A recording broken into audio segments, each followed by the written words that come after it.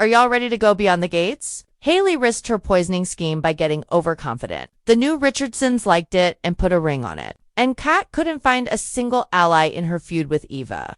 Meanwhile, Martin had only one seat to take. Eva and Isaiah turned up the heat. And Vernon got caught in the no-tell motel. Plus, Leslie didn't just send invitations to Fairmont Crest. She sent them to Karma. Let's fill up those 2 scoops and find out what happened inside and outside the gates of Fairmont Crest. What up?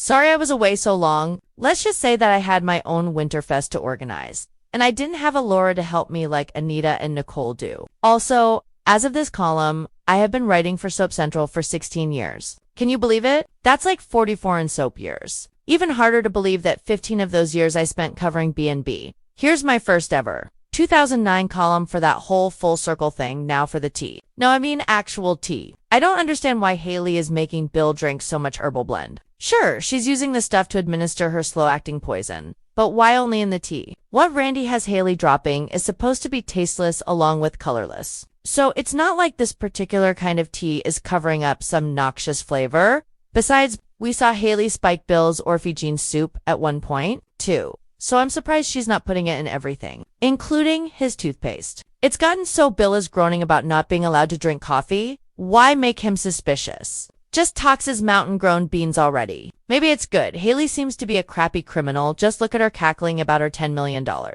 Payday in Bill's office where anyone could just walk in. And that's exactly what Naomi did. Haley, or whatever her name is a sucky liar. 2. First, she didn't go along with Randy's claim that they were sleeping together to satisfy Joey's curiosity. Now, she was trying to act like this one case of bills was going to net the firm $10 million when both Bill and Naomi knew the amount was only $2 million. Haley already raised Caroline's eyebrow, clicking around in Bill's laptop. Pretty soon, everyone's gonna smell a rat like it was Haley's probably overdone perfume. And surprise, Jacob and Naomi both tried to tattle about Haley's secret birth control pills, only for Bill to be all sucker. I already know about those. Nice touch.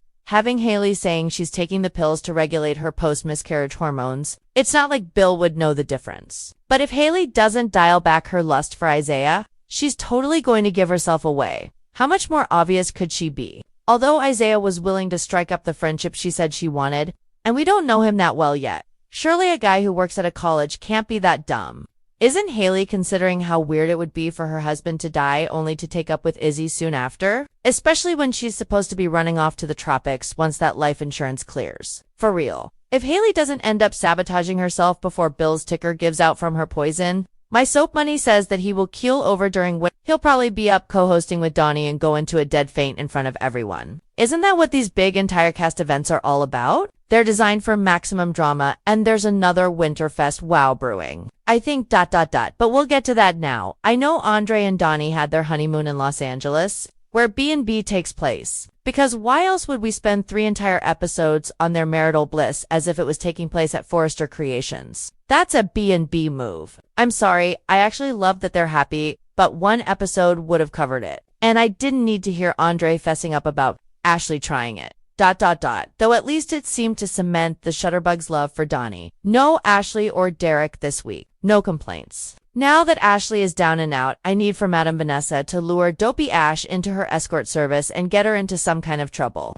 Only for Joey to save her and discover that Ashley is his daughter. Think she ain't? Jan always goes on about some man who used her back in the day. And there was that one time she met Joey. This stuff writes itself. Anyway, Donnie and Andre, yeah, they had sex. They exchanged rings. They had more sex. They exchanged vows. And that wasn't all they exchanged. The only part I really liked was that they both actually said they loved each other. Donnie, too. And she meant it. So how wild is it that now that Bill absolutely cannot have her, he's all jonesing for her again? Bill may not know what Haley is up to in trying to collect his life insurance, but he knows enough that something is off, or he wouldn't keep doing Donnie throwbacks. Question. If Haley's entire marriage to Bill is an act, why does she keep expressing jealousy over Donnie? Is that just to make it look good? Or to keep Bill from going back to Donnie before Haley can siphon off his money? Some combination of both. So Dani's in the middle of her honeymoon when Bill calls trying to act like they need to talk about their upcoming duties for winter. Even Donnie was like, "Are you for real right now?" Meanwhile, he's staring at the bronzed key Donnie gave him like it was his old wedding ring. I realize the allure of wanting someone you can't have, boy. Do I. But Bill suddenly recatching feelings for Donnie doesn't seem genuine. Does it to you? Kat couldn't catch a break this week, but that was largely because she alienated almost everyone she came in contact with. Almost everybody. The two she didn't were Tomas and Haley. Yup, believe it or not, I'm walking on air. Kat went to Haley for relationship advice, because Haley was a homewrecker and Eva had been all up in Kat's. Man, like a wannabe homewrecker. Strangely, Haley gave the niece of the man she's trying to kill sound advice about fixing things up with Tomas so that not Eva or any other girl could squeeze their way in through the cracks. Let's backtrack. I wonder why Eva, who supposedly wants to make peace with her half-sis, hasn't told Kat that she's into Isaiah now. Kat might not even feel so hostile toward Eva anymore if she knew Tomas was out of the equation.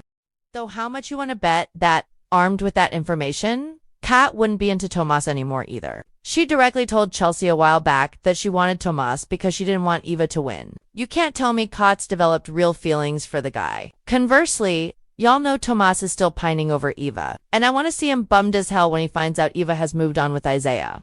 The one sibling relationship Kat was interested in repairing was the one she had with Martin. So, after Anita pulled Kat out of her pout, Kat went to meet Smarty Marty at Uptown. Too bad by then he had sat down with Eva, and they were having a grand old time laughing about Kat breaking Tomas' penis. Martin also made sure to add how pissed he was at Kat for going all Dr. Ruth with Samantha within 1,000 miles. Kat and Martin really are cut from the same cloth. They're both so volatile. And brats. It doesn't come from Ted. So Nicole, I guess your DNA is up. Kat didn't like being talked about behind her back. Can't fault her for that one. Nor did she like the fact that Martin so easily accepted Eva as his sister. So once the congressman pieced out, Kat went after Eva like she was a department store Labubu marked half off, finally saying the quiet part out loud. Kat spat that she wished Eva had never been born, because it would have made her and her family's lives easier. Martin, coming back for his errant scarf, caught wind of that, and took Eva's side.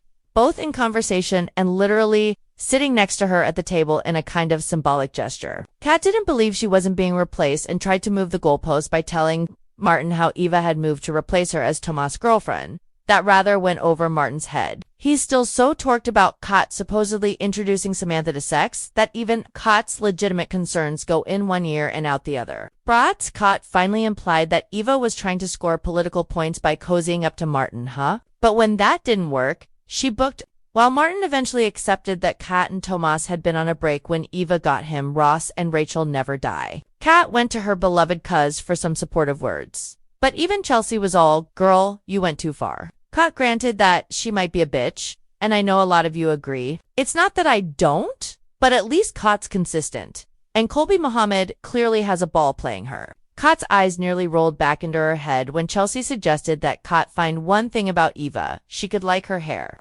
For example, Betcha Moneycat becomes besties with Eva once she knows Tomas is safe from her. Betcha, lots going on with the Richardson-Smith fam this week. For one thing, Samantha was still pouting over being grounded and locked out from tech. At least it's more realistic that her punishment isn't over and that she reverted to being snarky about it. Jealous of Tyrell spending time with Jessica, Sam thinked that Ty's boo was coming over, prompting Smitty and Martin to invite Jessica along with everyone to Orphe Jeans. So, Tyrell and Jessica wouldn't be left alone together. Way to go. Dad's penalizing the more sensible Tyrell because of Samantha's actions. And none of what Samantha tried to do with Nathan was worth it. Because Jessica only corroborated what Tyrell had already told her about Nathan being a total scam. In fact, Jessica made sure Samantha knew how Nathan had been bragging about adding Samantha to his body count, and how Tyrell had nearly gotten punched out standing up for his sassy cyst. So, dang, girl. You made a mistake with your first boy. It happens. Be grateful you didn't actually sleep with the sleaze, write out your punishment with grace, and move on. You can tell Samantha has been working for Kat because she's acting just like her. Even June described Samantha to Smitty as a bit of a brat, but Smitty had more important things to say, like thanking June for saving his family. Yes, though Smitty had had doubts about June before. He had really come to realize that he was more afraid of the kids loving her more than him and Martin than anything else. June understood that and nearly got verklempt when Smitty said that he was glad she was a part of their brood. Eck, would those be coffee milkshakes she was making? Oi, talk amongst yourselves. I'll give you a topic. Tyrell wants to go to UCLA. Now that Jessica is applying there, discuss. She didn't want to study in Los Angeles. It was just that it was a family tradition and she was afraid of disappointing her parents. Tyrell was in the same boat. except that one had charted a course for DC's Banneker University. What to do now? I liked that Tyrell used his meeting with Isaiah to ask for advice on that score. It was another way of weaving Isaiah into the canvas. His character has tethers to nearly half the existing cast by now. As for Tyrell's dilemma, Samantha ratted him out to Smitty about that. Too, I'm aground her anew if she doesn't stop. And Smitty tried to impress upon the lovesick chess master that if what he and Jessica had was indeed real, their thing would survive studying on different coasts.